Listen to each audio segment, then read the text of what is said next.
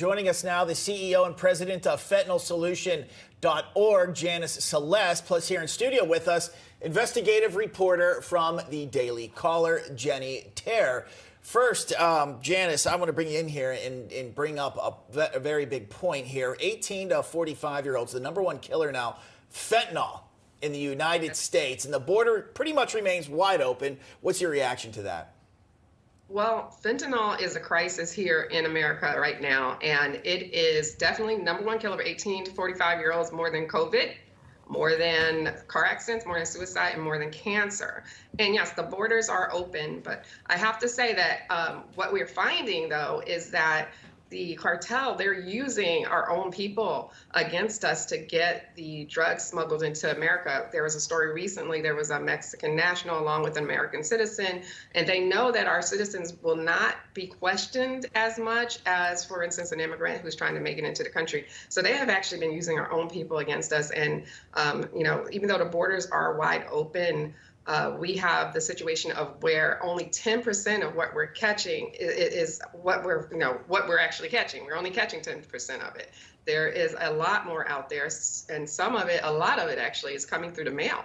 So we have to be careful. This is a multifaceted problem that has to be addressed in a major way. And yes, do we need to secure the borders? Yes, we definitely need to do more, and we need to have more technology, more drug sniffing dogs. At the airport, when we go through the airport, we have x-ray machines that can see through our clothes to see what we are smuggling in, right, or not smuggling in. And I think if we could have something more secure like that at our borders, you can catch some of those drugs that are being hidden in panels and car tires and things like that. But we definitely have to do more at the border to secure it, because we are in a crisis, an epidemic, actually. And Jenny, we've learned simply by talking to regular Americans who have lost loved ones to an unexpected fentanyl situation in the middle of the country, that this isn't just a problem at the southern border anymore, that this continues to be a problem that is affecting Americans throughout the country. It's the border in your backyard reality that we're facing. It's exactly right. While the Biden administration claims kind of a victory in seizing so much fentanyl, they've seized 89% more than they seized at the border this year. And while that's a success to seize fentanyl, you still see those deaths coming up. So like you're saying, the interior of the country is still suffering from it because it is getting through regardless of what's happening at the border. And if anything, the situation of illegal immigration surging is definitely leaving parts of our southern border completely porous to this.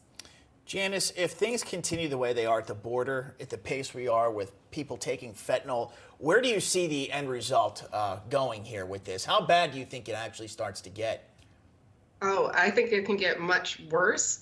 We have xylazine now, which is known as tranq, which is being cut with fentanyl to extend the high, because fentanyl has such a short life, so it doesn't last as long. So now we have drug dealers cutting it with this, and there is no antidote for tranq or xylazine like there is for pure fentanyl opioid. So we have naloxone, people know it as Narcan, that can bring people back from an opioid poisoning or overdose. And what I want people to understand is that this isn't just drug addiction. Drug addiction is such a small part of it, where their drug of choice is fentanyl. It's such a small part of it. Most people don't know they're taking fentanyl. They're getting it without their consent. So all those pills that you're seeing, they look like legitimate pharmaceuticals. And we here in America, we're a pill sharing society, right? So if I come into the office and I say I have a headache, how many people are going to offer me a pill to get rid of my headache? Even some people will offer me their prescription medicine. So teens have been raised with this drug sharing society. So when they have a problem with, I got to stay up late to study, and these are our best people, like our A students want to stay up late studying. They, a friend will come and say, hey, here's a Adderall, this will help you to focus. We always say, trust the friend, don't trust the drug, because you don't know where they got that drug from. And that's what's happening here in America. People don't know they're getting this pill that's laced or cross-contaminated with fentanyl. And we have to do something about that and educate the masses. Yeah, and I just have less than 30 seconds left, Jenny, but just want to get your thoughts.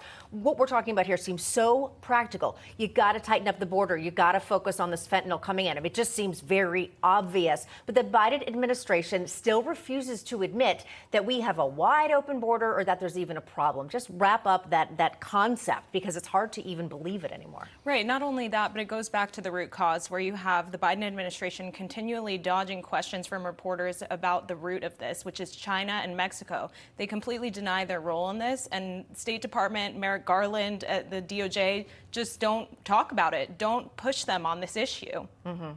That's true. It just seems to let them just get away with it, and then they seem to create their own narrative that is not based on the facts that we're seeing and that we're talking about today. Janice, Celeste, thanks so much for being with us.